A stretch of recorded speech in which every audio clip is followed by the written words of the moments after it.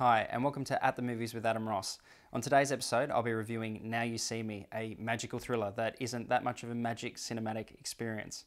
Now You See Me follows four magicians who are brought together by mysterious tarot cards, and they form a group called the Four Horsemen. Once this group is formed, they perform in Las Vegas, and their last act involves the robbing of a bank.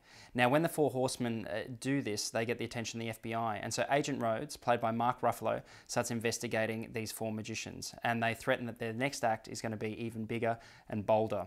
Now, this movie is problematic, mainly because it makes no sense. Now You See Me is one of those scripts that drip feeds you information and it yanks you chain and it pulls you through the entire film, offering, it promises that when all is revealed, it will all make sense and it'll have this gigantic reveal and you go, how amazing, what an amazing script.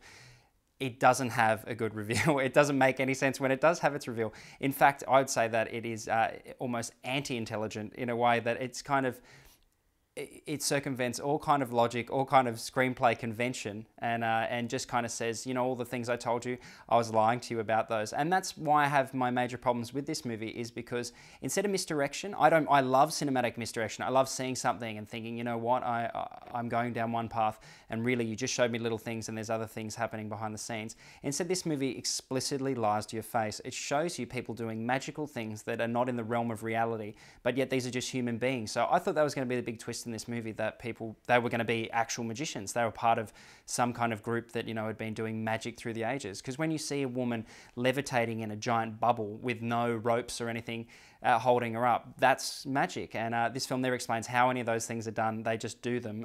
So they're either, seamless magicians, or this movie is cinematic bullshit. That's what I like to call it. I think that this movie falls into a subgenre that I call smart movies for dumb people. It's a movie where people go, oh, did you see that? And that was so wicked, and like these twists. But when you really look at it under a microscope, it makes no sense.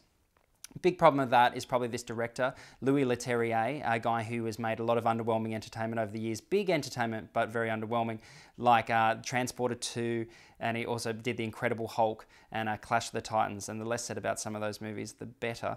But he's a very good technician, and he makes slick movies, and this movie looks really good, and it's got an amazing cast.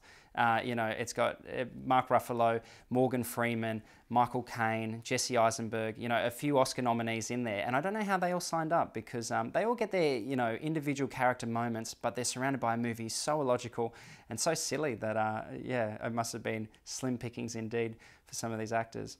But look, Now You See Me, it doesn't commit the biggest cinematic sin, which is being boring. This film isn't boring and it's very entertaining, but you do feel like you've been cheated at the end, like a cheap magic trick.